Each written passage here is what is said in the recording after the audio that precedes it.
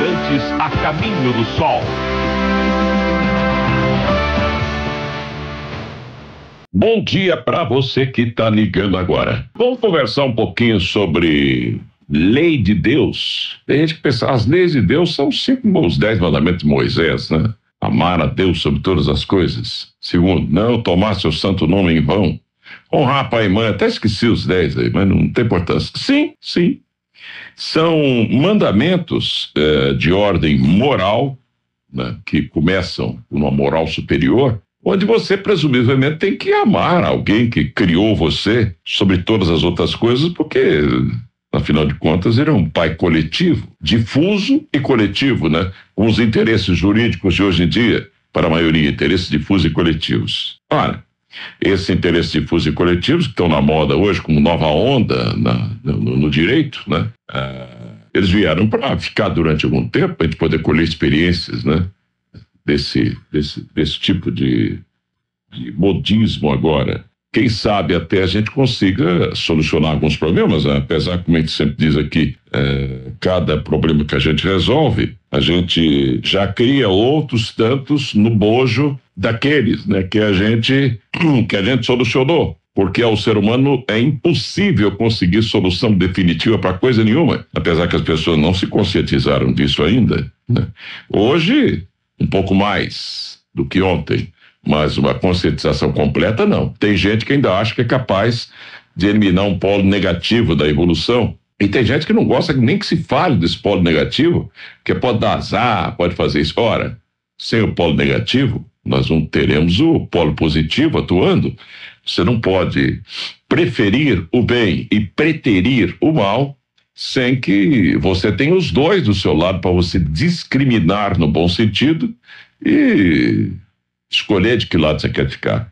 Portanto, nós precisamos dos dois.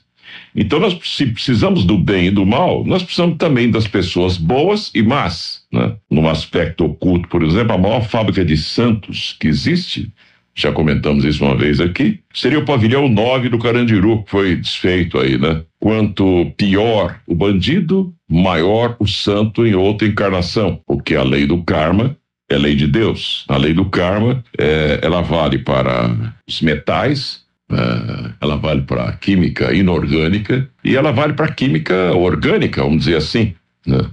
E química orgânica, a gente pode falar em bioquímica, fica melhor ainda, né? Do vegetal, o animal e, por fim, o homem, como ponta, né, nesse evoluir todo, nesse projeto todo de criação que nós podemos entender por enquanto. É claro que a criação envolve mais coisas, envolve seres mais avançados, seres que deixaram essa dimensão e estão pisando nos degraus da escada de Jacó, estão subindo, mas ainda para nós é algo muito ininteligível ou difícil de compreender a essa altura da nossa infância psicomental. Como é que nós podemos compreender que seres mais evoluídos que nós estão vivendo até no meio de nós mesmo aqui, se disfarçam, ficam escondidos, né? E são, na verdade, os nossos criadores em nome de um criador só, né? A lei de Deus, ela não é fácil da humanidade entender, porque nós estamos lidando com uma humanidade emocional. A humanidade emocional ainda tem coisas semelhantes a isso aqui, ó. Um sujeito com um currículo espetacular, com a qualificação extraordinária, falando 20 idiomas, uma inteligência brilhante, analista de sistemas, matemático, professor de direito, isso e aquilo, vai concorrer a um cargo de diretoria numa empresa, né? Quando bate lá naquele que vai entrevistá-lo, às vezes a função é tão alta que passa por cima do Departamento de Recursos Humanos e vai cair logo num diretor maior, porque afinal a função que você vai exercer é diretamente ligada ao dono da empresa, por exemplo, né? O diretor-presidente ou coisa parecida. Então, esse que vai entrevistá-lo o recebe na sala, né? E ele conversa sobre o currículo, etc., né? Dá todas as especificações, as experiências pelas quais passou, os cursos que fez, as especializações, e dali a pouco algo lá dentro daquele sujeito que parece uma intuição, mas que na verdade é um instinto, um processo bioquímico que a pessoa que está ali naquele instante para entrevistar a outra que pretende um emprego não conhece, não sabe o que é, não quer saber, tem raiva de quem sabe, e bate fundo naquela pessoa que vai entrevistar a outra que precisa do emprego, que está pretendendo aquele emprego. Então, tomada por aquele aspecto bioquímico hipoteticamente negativo, a pessoa bate os olhos, né, e o coração naquele ser ali, na verdade até o fígado, né, e não vai com a cara daquela pessoa, né? Não há empatia, que é melhor que simpatia, ou por outra. Os fluidos não se cruzam. Os fluidos, um dia que serão provados pela ciência, bioquímicos, né? E então, aquele indivíduo altamente capacitado, que poderia alavancar o faturamento da empresa com tecnologias mais novas e tal, ele não vai trabalhar naquela empresa porque aquele que vai entrevistar, seja o dono ou seja um diretor-presidente, não foi com a cara daquele indivíduo ali. E dispensa, para obrigado, nós agradecemos a sua presença aqui, mas não vamos ficar com o senhor. Só desculpe e tal. Não, tudo bem, daí você vai embora. Só que ele vai numa concorrente daquela empresa, né, que precisava daquele profissional de alto nível para alavancar o seu faturamento. E chega naquela empresa de alto nível, ele olha para o correspondente, aquele primeiro que o entrevistou, aquele primeiro que o entrevistou olha para ele, e há uma empatia, há uma espécie de simpatia, né, entre os dois, uma empatia. E mesmo que o currículo dele fosse inferior, né, naquela empresa ele até seria aceito. Mas, felizmente, o currículo dele era uma maravilha, né? E aquela empresa concorrente daquela primeira estava também precisando de um ser daquele quilate, daquele porte, daquela especialidade, com aquelas especificações, e o contrata, né? E aquele monstro, daquele sujeito com currículo de 2 quilômetros, vai trabalhar na empresa concorrente e em pouco tempo ele arrasa com aquela outra empresa concorrente lá que não aceitou, né? Devido à sua alta inteligência, à sua capacidade de gestão e a técnica toda que desenvolveu. Afinal, ele era professor da Getúlio Vargas, sei lá do que mais, né? E simplesmente porque aquele que o iria entrevistar não foi com a cara dele, ele não foi contratado. Aí você pode dizer, mas peraí, como é que eu posso contratar uma pessoa que, por mais qualificação que tenha, eu não vou com a cara dela? Se eu sou o dono da empresa, o diretor-presidente, vou ter que estar com essa pessoa o tempo todo. Eis aí o nó no ser humano. O ser humano é emocional e não acorda para essa porcaria dessa coisa que acontece dentro dele, né?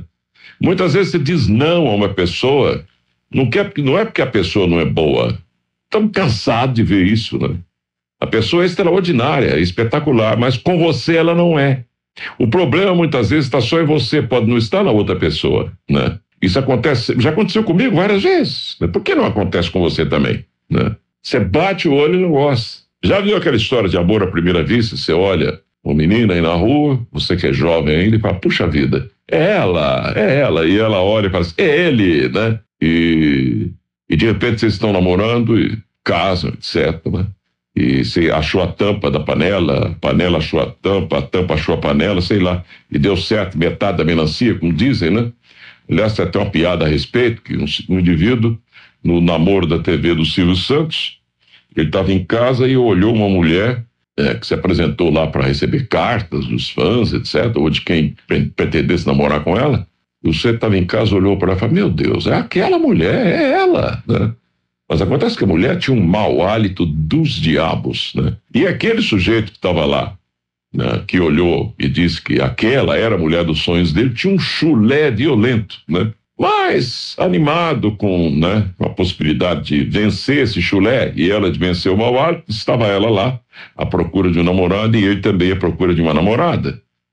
E ele manda a carta, né, por uma estranha coincidência, entre aspas, ele foi o escolhido, né? E no dia do encontro, no namoro da TV do Silvio Santos,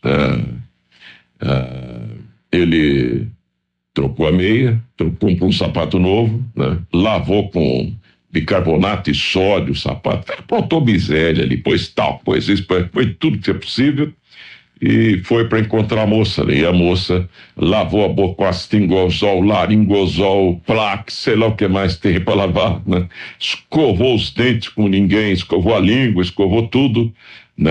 E tomou remédio lá, porque sabia se lá se era problema de estômago também, e o hálito estava bom. E os dois se encontraram, namoraram, e toda vez que iam se encontrar, eles usavam daquele mesmo expediente, lavar bastante o pé, trocar o sapato, né? Põe perfume, faz isso, faz aquilo, ela também é a mesma coisa, escorre bem os dentinhos e tal, até que resolveram casar, né? No dia do casamento, essa piada é antiga, porque ainda hoje parece que o juiz de paz vai até o local, faz o casamento tudo na mesma hora. Naquela época era comum ainda fazer-se um casamento pela manhã. O homem às vezes tinha que ter 2 ternos, né? Ele usava até um mais simples no casamento civil, geralmente com pouca gente dentro do cartório, e cartório civil, e outro casamento, aí o religioso sempre teve uma pompa maior, mesmo para os mais pobres, né? Mas, então, o deles aconteceu justamente isso, de manhã, houve o casamento civil, ele foi lá, sempre aquelas mesmas providências, lavar bem a boca para ela, né? Escovar leite, etc. E ele trocar sapato e tal, e foram para lá. Mas não houve tempo dele ter os mesmos cuidados para o casamento à tarde, né? Havia problema de horário na igreja e tal. E sabe como é, o desodorante vai vencendo, né? Aquele expediente todo não existe, de repente o mau hálito foi voltando, né? Aí eu começo a falar entre os dentes, né? Não é isso, querida? Não, sim, querida. Então, não mostrar mau hálito, né? E ele também, se possível, escondendo os pés, né? Jogando o desodorante que levou no bolso ali em cima do pé para não parecer o chulé, né? Até que mais tarde, após o casamento civil, quando eles vão para a lua de mel, ela falou assim: não adianta esconder, eu já estou casada mesmo, né? Vou ter que falar com ele. Aí chega para ele e fala assim: querido, eu não fui leal com você, eu tenho algo terrível para contar para você. Aí ele olhou bem para ela e falou: que é isso, meu bem, não se preocupe, eu já sei o que é. Você engoliu a minha meia. Quer dizer, semelhante atrai semelhante, né? Sabe-se lá. Mas, como ele está dizendo, a lei de Deus, ela não é fria, ela é racional. Não se pode falar num emocional superior. Por exemplo, você não vai ouvir pessoal do racionalismo cristão, né? Do Manuel Jacinto Coelho, por exemplo, falar em emocional superior. Até existe um emocional superior. Emocional superior, a gente sabe o nome dele, o RG, o que ele já fez por nós e tal, mas nós estamos em franca evolução. Então hoje existe um racional superior. E esse racional superior, ele é o representante máximo de Deus para nós. Então, nesse momento, não há Deus que seja superior a ele para nós. Então, de onde ele está, aliás, ele está aqui na Terra mesmo, né? Ele tenta nos arrastar pelo racional e não pelo emocional. Então, a lei dele não pode ser uma lei emocional, né? Uma lei racional é a lei, por exemplo, olho por olho, dente por dente, é uma lei racional. Você fala: mas que é isso? Coitadinho, o sujeito corta a mão do outro, você corta a mão dele, né? Ele dá um tapa, você dá outro nele. Quer dizer, isso é muito triste, que é isso? Cadê o racionalismo? Não, peraí. É o emocionalismo, não é racionalismo, né? A lei de Deus, apesar dela ter também, né, jeitinho, né? Você pode haver uma compensação kármica. A lei de Deus, ela é racional. Se é racional, ela não está muito aí com o seu emocional, não. Senão você não aprende. Você já reparou como nós somos tão emocionais que nós queremos bater e não apanhar, né? Não sei, tu bate um carro na rua, ele sabe que ele está errado, mas daria pouquinho, o fato de ter que enfiar a mão no bolso, ou de onde eu vou tirar dinheiro para pagar o conserto do carro do outro e o meu, leva o indivíduo a fazer barbaridades. Ele torce toda a verdade, ele diz que o semáforo estava aberto para ele enquanto estava fechado, ele bateu na traseira, mas vem dizendo que o outro freou, e usa de 1000 simulações, né, para tentar levar vantagem e não pagar o conserto do carro do outro. E começa um raciocínio diabólico na cabeça dele, ele já começa a imaginar: não, eu tenho que consertar o meu, eu preciso trabalhar, preciso isso, aquilo, bolas. Se conseguir vencer o argumento dele, inclusive sacar um revólver pro outro na rua e dizer assim: eu não pago o seu aí, acabou, cai fora, senão eu te mato ainda, né? Isso é muito comum acontecer também. Pronto, ele desequilibrou o karma dele, paciência. Ora, que se exploda depois, meu amigo, não adianta. Ele vai pagar por isso. Ou você acha que ele pode sair por aí ameaçando as pessoas e provocando prejuízo nas outras, né? Eu já vi tanta gente que provocou tanto prejuízo para as pessoas, né? Deixa de pagar as dívidas, por exemplo, e de repente começa a chorar porque foi trabalhar no emprego, trabalhou um mês inteiro, a empresa faliu, ele não recebeu um tostão, ele vai para a rua pedindo, fazendo pedágio, pedindo dinheiro com uma faixa, aquele monte de gente ali, e ele no meio pedindo dinheiro porque o patrão dele foi desonesto, a firma quebrou e ele não recebeu um tostão. Mas ele esquece de consultar a consciência dele sobre quantas pessoas ele lesou no passado, né?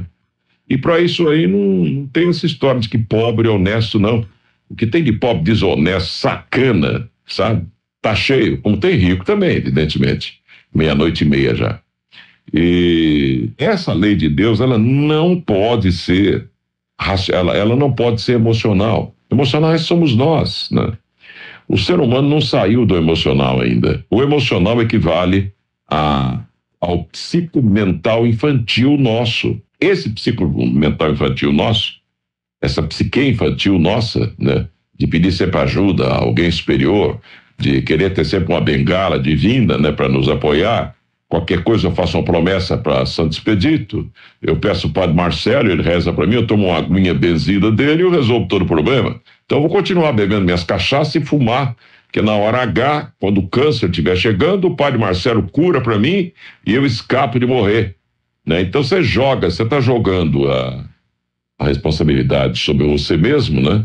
Pelo cigarro que você está fumando, em cima do coitado do padre Marcelo, que você acha que tem costas largas, né? E é bem alto, então ele suporta melhor o peso. E ele, coitado, emocionalmente também falando, né? Com muito amor pelas pessoas, ele fica lá benzendo a sua água, ele fica pedindo você para orar, e com fé muita gente até se cura, já aconteceu isso aí, já vi isso até na minha casa, né? E você prossegue nessa vidinha onde você não raciocina, sendo que aquele que é considerado o racional superior, ou aquele que é tido como nosso Deus hoje em dia, aquele que nos puxa pelo mental, ele mandou uma ordem para os seres da Terra: raciocinem para ficar racionais, e não emocionem-se para ficar racionais. É o contrário. Não adianta você passar por uma esquina e ver lá um menor, pequenininho, menininho lá com 2 anos de idade já pedindo esmola, né? E magrinho, desnutrido, né? E você começa a chorar de emoção daquele menino pedindo esmola ali, mas você não toma uma atitude racional para ajudar aquele menino. Você não ajuda o menino, não ensina o menino a pescar, você não adota aquele menino, você não faz coisa nenhuma que você poderia fazer, né? Porque tudo que você for fazer inclui sacrifício da sua parte. Sacrifício é algo emocional. E o que é emocional dói, não presta, né? Uma martelada no dedo, a dor causa uma emoção negativa, né? O racional não, o racional 2 mais 2, 4 e está acabado, né? Tem até uma frase que faz tempo que a gente soltou no ar aqui, em que a gente diz o seguinte: quanto mais evoluímos, mais frios parecemos perante os olhos dos que vivem das emoções do dia a dia. Mas isso é assim mesmo, naquele que está, vamos supor, um chefe está demitindo um funcionário. Na cabeça dele, ele está tomando uma atitude racional. Mas será que ele está tomando essa atitude porque aquele funcionário cometeu uma série de falhas, né? E ele não se conserta, já foi chamado a atenção várias vezes? Ou porque você não vai com a cara daquele sujeito, você detesta aquele cara, né? E nem sabe por quê. O processo bioquímico está funcionando dentro de você não sabe por quê, né? O que está acontecendo dentro de você? Você já pensou nisso, não? Não, manda embora e acabou. Esquecendo-se, por exemplo, de que tudo isso faz parte do jogo da lei de Deus, ou a primeira das leis de Deus, né? Que Hermes Trismegisto, em 3500 antes de Cristo, já dizia isso, e até hoje nós não conseguimos entender de jeito nenhum.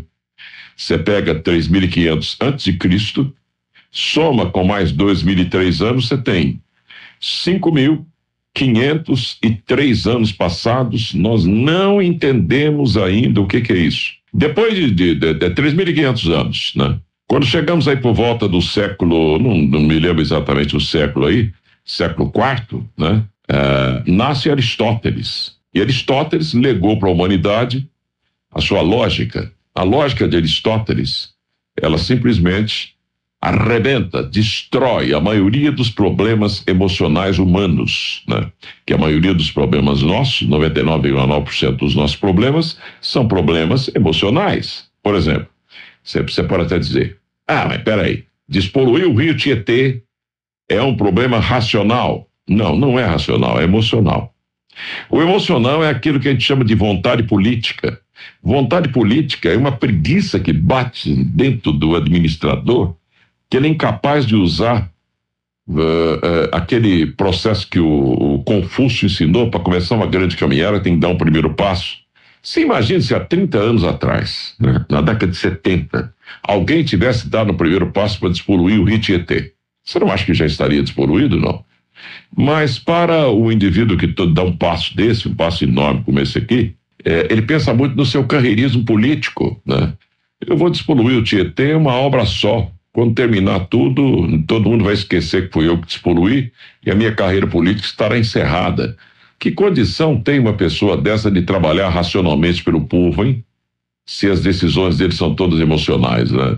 Eu preciso arrumar um jeito de ter um relacionamento muito bom para poder colocar os meus filhos todos no serviço público, a cabeça dele, ó. É um nepotismo, né? Nepotismo, coisa nenhuma, isso é aspecto emocional. Aí você tem pressão familiar, o padrinho do seu menino, né? Compadre, que é isso? Você não arruma um emprego pro menino? O menino é inteligente, o menino tem isso, tem aquilo. Pressão da mulher em casa, dos irmãos que já estão empregados, de todo mundo querendo colocar o garoto num bom emprego público para não precisar mais esquentar a cabeça, né? Ele pode até vir a ser um grande funcionário público, mas no final das contas o interesse maior é se precaver contra um futuro incerto e não sabido, que existe para todos nós, para todo mundo.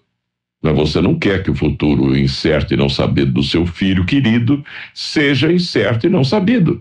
Para isso você tem uma série de tentações aí de pessoas que ficam forçando a barra para você conseguir um empreguinho para seu filho, para colocá-lo ali, para ele não ter que passar fome mais tarde. Já pensou um neto seu passando fome, né? Daqui a 30 anos você tá até aposentado já, sem lugar para morar, morando debaixo da ponte, né? Só aspectos emocionais na vida da gente. Tudo emocional, né? A procura do belo é racional ou emocional? É emocional, evidentemente, né? Não adianta você dizer que a beleza está no átomo, né? E que o átomo, aparentemente, se olhando para ele, é tudo igual. Então, uma mulher muito feia e uma mulher muito bonita, os átomos, os componentes interiores são praticamente os mesmos. O estofo interior, a alma é que vale, né? Diria você. Mas por que você não procura a feia para você casar, então? A mais feia, né? Não, você quer a mais bonita. Geralmente, ou não, né? Você vai procurar um companheiro seu de mau hálito horrível para você ficar andando com ele para lá e para cá? Não, você discrimina. Nós discriminamos o desagradável, mas não sabemos por que fazemos, né? Um cachorro também discrimina o outro, evidente, né? Um cachorrinho pequenininho vai andar do lado de um Rottweiler que pode comê-lo, né, o tempo todo. Não, ele vai achar uns amiguinhos para ele, mais ou menos do mesmo tamanho, senão ele pode ser comido pelo outro a qualquer instante, morto. É instinto é emocional, instinto é animal. O ser humano é um animal ainda. O ser humano é emocional, ele não é mental, né? Nós vemos falando isso aqui há muito tempo, uma vez acordando você se acordando, eu acordando, outros acordando, a gente ajuda a gente mesmo a ir se tornando racional. Esse ajudar a se transformar em racional envolve um tempo infinitamente grande. Já falamos isso aqui várias vezes, né?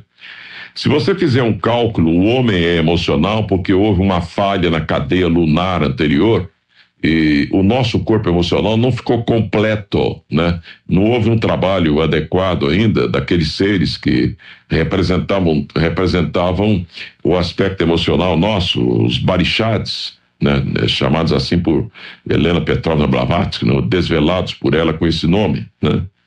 Então, consequentemente, veio tudo para a Terra, nós viemos ainda emocionais para desenvolver também o mental e o emocional juntos. Mas como envolve distâncias longuíssimas, né?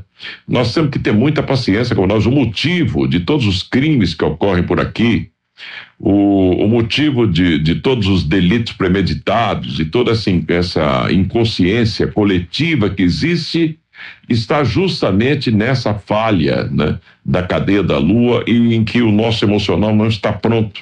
Nós temos um corpo emocional, né, lunar, né? A nossa mente está fixada no emocional e no corpo físico. Tanto que nós damos um valor extraordinário ao corpo físico, é malhação daqui, malhação dali, né? Mas como a gente pode ajudar nisso aí? O Aristóteles deixou um processo que, para ser entendido, ele vai demorar muito, mas muito ainda, né? E para que seja entendido, até pode ser, para que seja praticado. O primeiro pensamento que vem à sua cabeça, à minha cabeça, ele não é algo racional, geralmente, até pode ser, mas geralmente não é, né? Aquele primeiro pensamento que vem, ele não é racional, ele é uma tese, né? É uma hipótese. Em cima daquela hipótese, você precisa raciocinar, né? De preferência, um raciocínio, o quanto mais experiente você for da vida, melhor sai o raciocínio, né? Então, aquele primeiro raciocínio, aquele primeiro momento, você vai tomar, raciocinar em cima e tentar levantar uma antítese, um contra-raciocínio, que você vai jogar em cima daquele, chocando-se com aquele, o que os filósofos chamam de dialética, mas que na verdade não é dialética, é algo imprescindível para a evolução humana, no sentido de conduzir o ser humano ao aspecto racional, porque ele não é racional. O melhor de nós não é racional, porque nós estamos vivendo a Kali Yuga tem 432 mil anos, só 5 mil anos são passados. Não tem ninguém racional, totalmente racional no planeta, né? Então, quando a gente tem certeza dessa coisa que a gente está falando aqui, do calendário Tamil, que é um calendário bastante conhecido entre os esotéricos, estudiosos disso aqui, nós... adquirindo essa certeza que estamos num momento cósmico muito longo, chamado Kali Yuga, ou Idade do Ferro, coisa que muita gente não sabe, tem gente que acha que está acabando a Kali Yuga agora. Mas o que é isso? Você pega esse calendário Tamil e vai analisando. 427 mil anos faltam para terminar a Kali Yuga verdadeira, a grande Kali Yuga, né? É claro, você tem yugas menores, pode também chamar de Kali, de Yuga, Treta Yuga, né, e Kali Yuga, e Idade do Ouro também, né? Idade do ferro, do bronze, da prata e do ouro, né? Mas a verdadeira idade, a grande idade do ferro, né, o Kali Yuga, faltam 427 mil anos para terminar. Terminada essa Kali Yuga, você pensa, bom, então vamos entrar numa fase toda racional. Não, vamos entrar na adolescência psicomental. Um adolescente não é um adulto, um adolescente é um adolescente. Só que aí vamos passar 864 mil anos em cima dos 432, aí já dá 1 milhão e tantos de anos, né? Para que a gente vença a idade do bronze, ou o estágio psicomental de adolescente, pra você ter uma ideia. Aí sim vamos entrar na Treta Yuga, em que você soma 864 mais 432 mil, você obtém 1 milhão e não sei quanto, que nem sei quanto dá. Isso aí é a Treta Yuga, ou a Idade da Prata, onde seremos então adultos, né? Apesar do aspecto emocional, porque prata é emoção, ouro é razão, né? Nós vamos já conseguir produzir frutos muito melhores. E, no entanto, você pode ter certeza, já estaremos com Guerra nas Estrelas, viajando aí pelo universo inteiro, mas ainda na Kali Yuga, para você ter uma ideia. Ainda nesses 427 mil anos, como crianças, como seres psicomentalmente infantis, estaríamos fazendo essas viagens espaciais, descobrindo coisas incríveis sobre o universo, né? Nos impressionando muito, mas ainda crianças, né? E quando entrarmos na adolescência, faremos descobertas extraordinárias, né? O genoma humano vai ser nada para a gente mais, vamos ter respostas incríveis para mistérios extraordinários do universo, mas, no entanto, ainda seremos adolescentes, né? Quando entrarmos na Idade da Prata, ou idade adulta, estaremos produzindo muitos frutos, ainda que emocionais, mas a razão pura do Kant ainda estará muito distante, porque quando chegar a Idade do Ouro, nós teremos que ter um tempo ainda enorme, né, de 1 milhão e tanto de anos passando, e se você somar nesse momento, então, da Idade do Ouro, né, nós produziremos aquilo de melhor racional, o mais racional que pudermos produzir. Aí você fala, aí acaba tudo. O que é isso? Tem coisa aí que ele poderia ficar falando a noite inteira com você, né? Mas você somando tudo isso aí, dá 4 milhões e 432 mil anos. As 4 idades. Idade do ferro, idade do bronze, idade da prata e idade do ouro, né? No entanto, você vai nas escolas esotéricas por aí, a maioria diz, as do passado, que elas não sabem disso, faltando 15 minutos para 1 hora da manhã, eles dizem que nós estamos saindo de uma Kali Yuga e vamos entrar na Idade do Ouro, vê se pode. Como é que você pode pular do ferro para o ouro direto? Você tem que passar pela Idade do Bronze, a Idade da Prata e a Idade do Ouro. A ânsia de queimar etapas é tão grande, né, que até o Buda entrou nessa. Gautama, o Buda, o príncipe de Kapilavastu, né, que era um ser já bastante mental, apesar que muito emocional ainda também, né? Ele consegue suplantar o plano mental e cai no plano intuicional, que é uma sexta coisa. Nós estamos ainda presos a um terceiro mundo, a terceiro momento da matéria. Estamos cultivando um quarto momento da matéria em que a maioria de nós já consegue somar 2 mais 2, 4, mas não consegue deixar de matar o outro, que a gente vai roubar, e ele diz não, e a gente passa fogo nele. Isso aí é emocional, né? É coisa de cachorro Rottweiler, né, por exemplo, né? Formar quadrilhas, esse estado de miserabilidade violento, favelas. Permitirmos essa miserabilidade extraordinária, mais de 1 bilhão de pessoas passando fome no mundo inteiro, e a gente permite isso. Por quê? Porque criança rouba mesmo, criança passa a mão mesmo, criança é capaz de roubar pirulito da outra e sair chupando pirulito, e azar se o outro estiver chorando, né? Tomar o pão da outra, comer, deixar a outra com fome, né? Apesar que tem criança que tem mais racionalismo, mais racionalidade que ser que tira um adulto entre nós, né?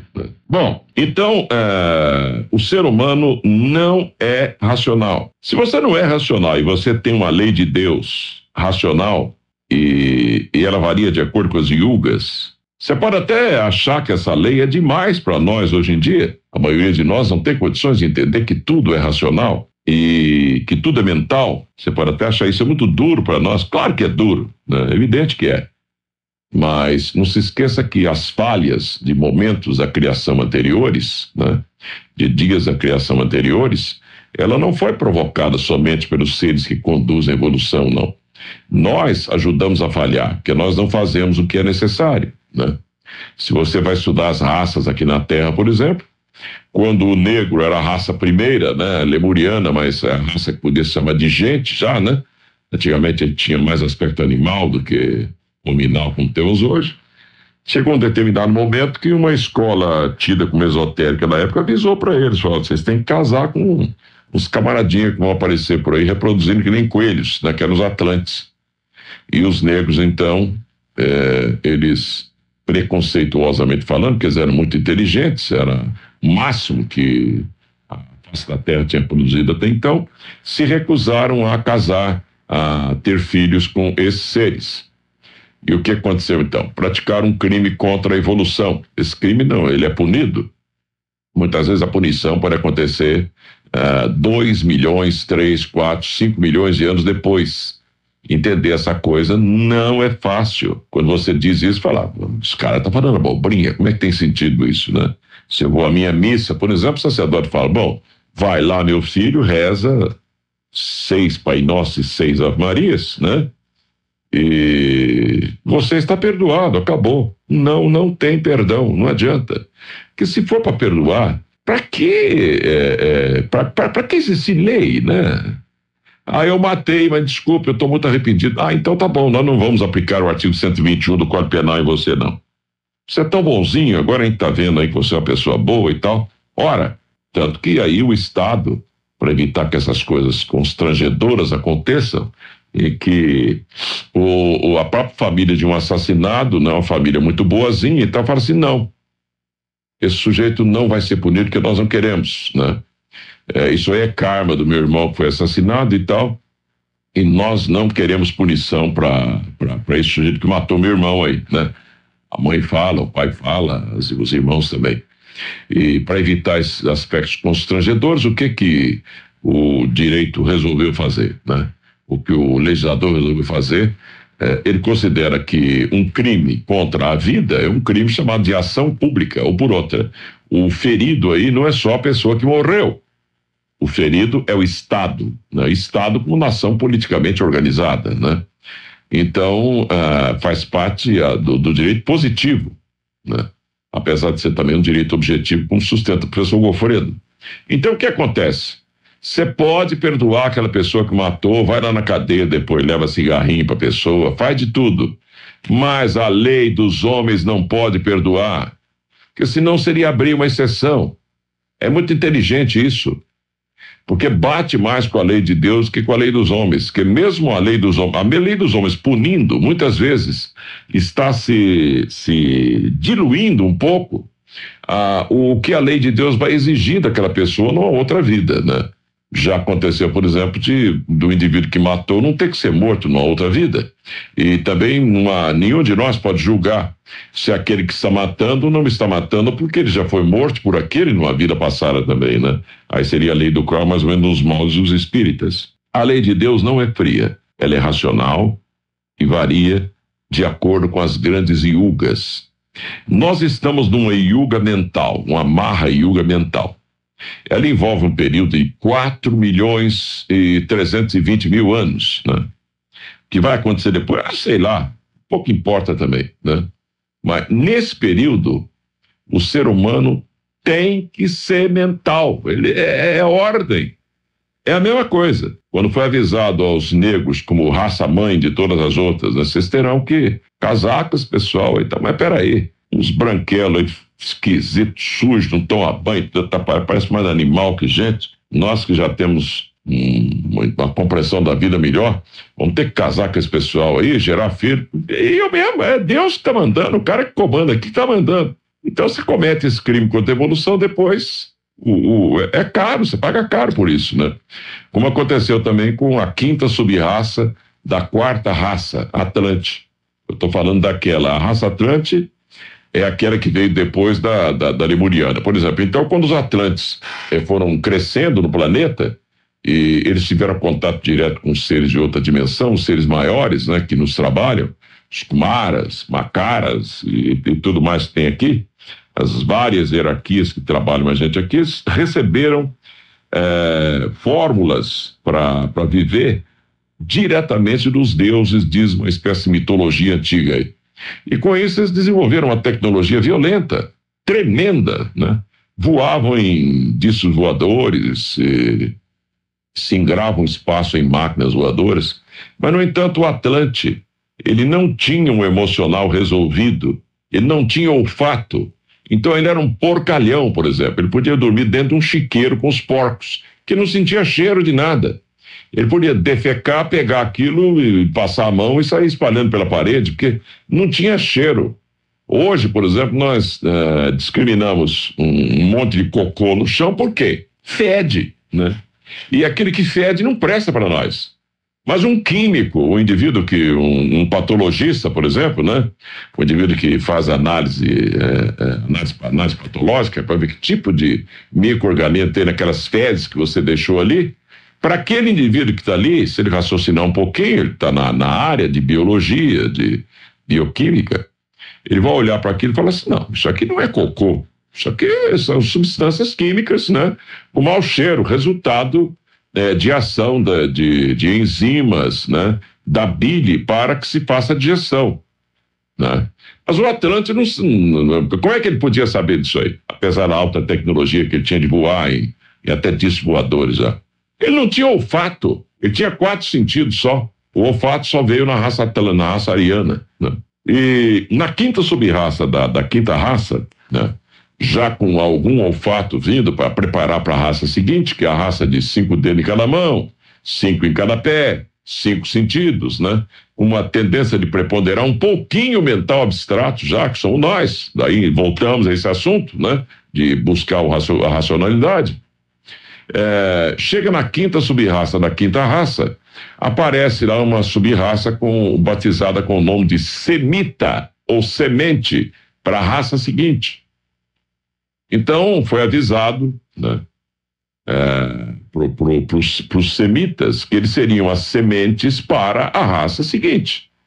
E a semente tinha que ser boa, porque spes messes in semine, a esperança da colheita está na semente, né? E essa semente, então, deveria cuidar melhor do corpo, da alma, da mente, de tudo mais, né? E a maioria não acreditou nisso, né? E começa a transgredir as leis de Deus, né? E essas leis de Deus, como são leis racionais, elas não são emocionais, não adianta pedir perdão depois ou tentar entender algo que não tem a menor lógica, né? Que é o sofrimento dos judeus, dos hebreus, desde o Egito, naquele período lá que, segundo a própria Bíblia, o Torá, eles ficaram escravos. Mas por que ficaram escravos? Aí que está o detalhe. Porque eles não reconheceram a Avatara na face da terra, né? Apareceu no seio deles, naquela época, um tal de José do Egito. José do Egito era o racional superior na Terra. Era o estrela de 5 pontas, era o quinto planetário, o dono do plano mental do universo inteiro, aquele que nos arrasta, né? É a boiada que puxa o carro de bois e nós estamos dentro desse carro de bois, passando pelas experiências, né? Apesar que tem um sexto planetário aí que à frente vai, como explicar o professor Henrique Zé de Souza, uma vara de ferrão arrastando todo mundo com um plano cósmico na mão. Então nós temos 3 distintos e um só verdadeiro, que é aquele que está no carro com a gente, que faz os seus filhinhos aqui na Terra, que é chamado, né, biblicamente Melquisedeque, ou o Noé, comandante da 4ª arca, como diz o Rossi Luna, ou o rei Minus, lá do Oriente, né? Conhecido no Oriente. Ora, então, o ser humano, naquela época, né, a sub-raça semita deveria cuidar bem de si mesma e ficar atenta, né, para a presença no meio deles ali de um ser superior. Mas eles olhando para você, falam, como é que pode ser superior um cara que é irmão nosso aí? Ó, nasceu da mamãe mesmo, nasceu do papai. A pomba era assim, José do Egito era um avatara. Tanto que depois ele dominou o Egito inteiro, que ele foi vendido como escravo pelos irmãos, porque os irmãos não tinham a terra, estava ruim, já foi uma tentação para eles mesmo, não produzia nada. E o José era tão inteligente que eles resolveram transformar o José em mercadoria, né? E vender o José para o Egito, né? Pronto, tá aí o karma, tá explicado. Desculpe os meus grandes amigos judeus, hebreus, né? E contar essa explicação pelo rádio aqui, a função não é ir contra vocês ou qualquer julgamento que possa ser depreciativo, não é isso, né? Isso aí é para tentar consolá-los, né? Com tanto sofrimento pelos quais vocês passaram. Eu, por exemplo, não serviria para ser um julgador de vocês. Por quê? Eu faria um juízo emocional? Eu mesmo diria, eles não podem sofrer tanto, coitado, como na fortaleza de Massadas, né? Nas mãos de Nabucodonosor, na Babilônia, né? Lá no Egito, ou mais recentemente nas mãos de Hitler, né? Mas a gente lamenta dizer, quando o Joshua Ben Pandir apareceu aqui, 3 tribos, 5 tribos, Gog e os Magog, 3 não reconheceram o Cristo como Avatara, que era a volta, né, da divindade na face da terra, e 2 tribos reconheceram. As 2 tribos que reconheceram, inclusive Carvalho, né, tem tudo quanto é nome aí de árvores, de bichos, né, sei lá o que mais, né, tem relação com esses seres, né, esse pessoal reconheceu. Não quer dizer com isso que seja melhor que o que não reconheceu, né? Porque tem muita gente aí dentro dos judeus esperando a manifestação divina entre eles, né? E a manifestação divina que muitos também, Rosa Cruz, estão esperando, que muitos ligados às sociedades esotéricas estão esperando, já veio, já foi embora, né? E vai voltar e ninguém vai perceber ainda, porque existe um ponto comum no meio de tudo isso, né? Esses seres não podem se dar a conhecer no meio de nós. O mesmo que aconteceu com José do Egito, nós faríamos acontecer agora com esse ser se aparecer aqui. Por quê? Nós vamos descobrir que ele tem um sangue eucarístico, um sangue que uma gotinha dele cura qualquer tipo de câncer. Você já pensou se um ser desse se desvela para a humanidade, tão ignorante, tão presa a esse egoísmo animal ainda, né? Todo mundo vai querer uma gotinha daquele sangue para curar de coisa que você mesmo provoca no seu organismo, porque você não sabe comer, não sabe pensar, não sabe beber, não sabe fazer sexo, pegar AIDS, não sabe coisa nenhuma na vida, é criança. Agora, como é que você trata a criança? Você tem que tratar como adulto, senão ela não cresce, né? O certo é você tratar uma pedra como se fosse um vegetal, que a pedra também é viva, tem uma consciência dentro dela. Tratar um vegetal como se fosse um animal, porque o vegetal está vivo também, né? Existe uma inteligência dentro dele. E tratar um animal como se fosse gente, como se fosse uma criança, porque na verdade o animal é uma criança mesmo. Você vê um cachorro, por muito inteligente que seja, em um determinado momento, a inteligência dele para e não vai. Dali em diante, você querendo treinar, você não consegue. E tratar um menino, uma criança, como se fosse um adulto, para ele ganhar responsabilidade. Se a gente pensar assim, logo já vamos no Estatuto da Criança e do Adolescente, vamos perceber que tá errado, tem coisa muito errada ali. Nós vamos no Conselho Tutelar, vamos perceber que também está errado, né? Hoje em dia você não pode nem levantar a voz contra uma criança que é motivo de processo, prisão, Conselho Tutelar, não sei o quê. Eu levei umas boas surras do meu pai e agradeço até hoje, né? Agradeço até hoje. Uma criança que cresce adulada, né? Paparicada, quer seja pelos pais verdadeiros, por pais adotivos ou até pela própria sociedade, não vai dar boa coisa. Não dá boa coisa, não tem jeito, né? Ah, coitadinha, não, nós temos dó, isso aí é emocional. Se fosse eu julgar crime, por exemplo, dos negros lá atrás e dos judeus, o que eu faria? Eu os perdoaria, falar, coitados, tá, mas eu não sirvo para isso, né? Mas eu não sou o julgador da humanidade, ora, né? É por isso que o Cristo tanto falou, não julgueis para não ser julgado, porque não tem condição de julgar coisa nenhuma, né? O nosso julgamento é sempre emocional, quando deve ser racional. Qual é o melhor juiz de direito que existe? É aquele que pondera os fatos e julga de acordo com o processo.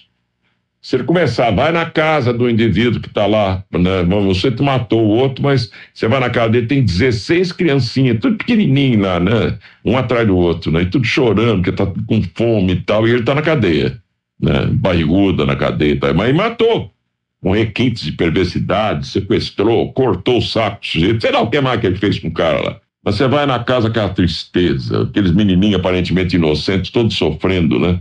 Esse juiz corre o risco de fazer um julgamento emocional. E não é por aí. O ser humano tem que ir para o racional, mas não é um Kant que vai levar também, não. Ele apenas acordou a gente para os seus imperativos categóricos. Aquilo lá está certo, na medida da relatividade das certezas humanas, né?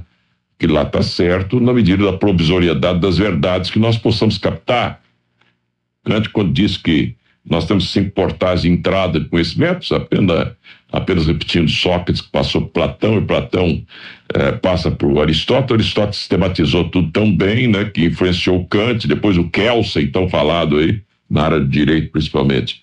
Mas então os imperativos categóricos, ou aquilo que a gente tira dos portais de entrada com os sentimentos, dos 5 sentidos nossos, são os que nos motivam para raciocinar. E quando você vai, através de teses, antíteses e sínteses, raciocinando em cima do que entra pelos 5 sentidos, por exemplo, vamos analisar o professor Miguel Reale, que talvez dê um exemplo melhor para nós, está mais perto de nós aqui. O que ele fala? O legislador vê um indivíduo matando o outro, ele examina e tal, quanto mais friamente ele examinar aquilo ali, melhor, né? Evidente que pode ter um caráter emocional, porque o próprio direito reconhece esse caráter emocional, senão o direito seria mais torto ainda, né? É quando você é levado por violenta emoção numa morte. Ah, o cara matou porque ofendeu o Corinthians e o Corinthians é tudo para ele. Ora, o que você vai fazer, né? Muitas vezes o juiz aí tem que relevar esse aspecto emocional, porque a pessoa é tão tarada pelo Corinthians, né? E que ela mata pelo Corinthians mesmo. Aí você fala, mas eu não mataria. Você não, mas ela mataria, né? Então ali você diminui um pouco a pena. Por quê? Porque ela foi levada por violenta emoção. Você pode considerar isso, né? Ou não, depende das circunstâncias, né? O ser humano tem que ir para o racional. E esse racional varia de acordo com as grandes yugas. A principal lei de Deus agora, desde 3.500 a.C., você vê, há pouco tempo atrás ainda, né? Porque 3.500 anos no roldão dos tempos não é nada, né? Quando Hermes Trismegisto falou Tudo é mental, primeira lei cósmica, e o resto decorre dela, são 7 no total. Esse é o verdadeiro direito natural da natureza.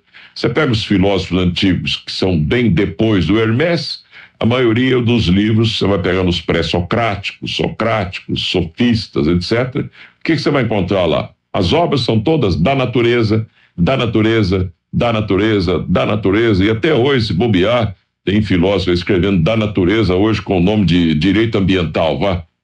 Hoje meio ambiente, engenharia ambiental, coisa parecida. Por quê? Porque nós somos atraídos pela natureza, porque nós percebemos hoje em dia, já estamos conscientes disso, que destruindo essa natureza, esse ambiente terra, nós também vamos ser destruídos. Você está destruindo você mesmo, né?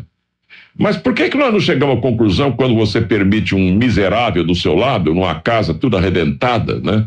E você não ajuda ele a construir uma casinha melhor, não ama aquele sujeito ali, e você numa tremenda de uma mansão, é o mesmo que você jogar lixo no terreno do vizinho, os ratos vão voltar para dentro de sua casa.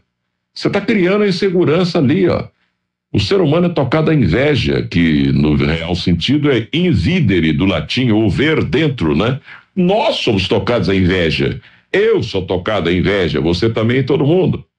Eu, quando ouvia Bandeirantes no interior, que eu ouvia o saudoso Humberto Marçal, né? Para mim era o grande ídolo, eu ouvia e falava assim, puxa vida, eu vou entrar nessa rádio para trabalhar junto com esse sujeito aí, né? E acabei trabalhando mesmo aqui na Bandeirantes junto com o Marçal, ficamos amigos, né?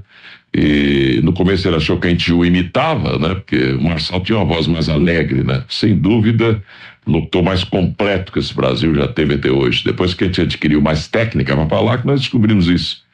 O Humberto Marçal, por exemplo, já nasceu com a boca larga, né? Facilitando o sorriso.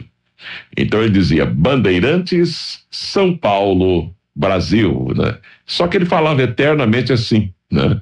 Parecia ele correr com o sorriso dele, oi gente, né?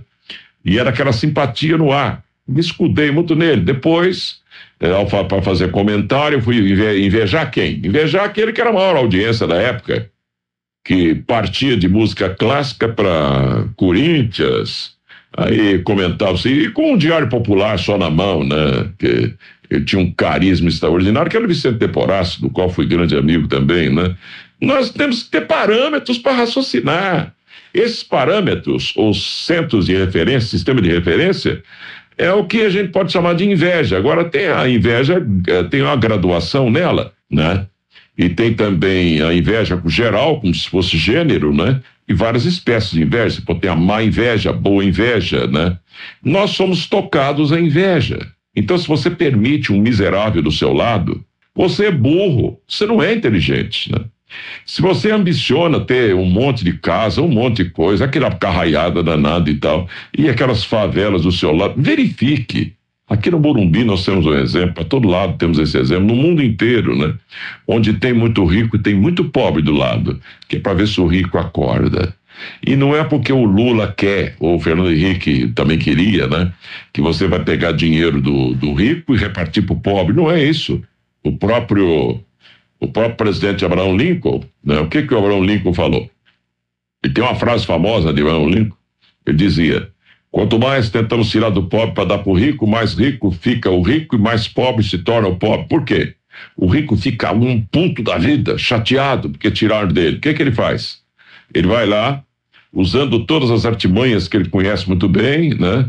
A experiência que ele tem, às vezes, até de outras encarnações, de outras vidas, os cursos que ele tem de marketing, de não sei o que mais, ele vai lá e ganha o triplo daquilo, né? Ele só nega, ele pinta e borda, ele ganha o triplo só de raiva, porque o governo tirou dele para dar para o pobre. E não é assim. Nós não conseguiremos uma redistribuição de riqueza melhor, a não ser pela consciência coletiva que tem que crescer.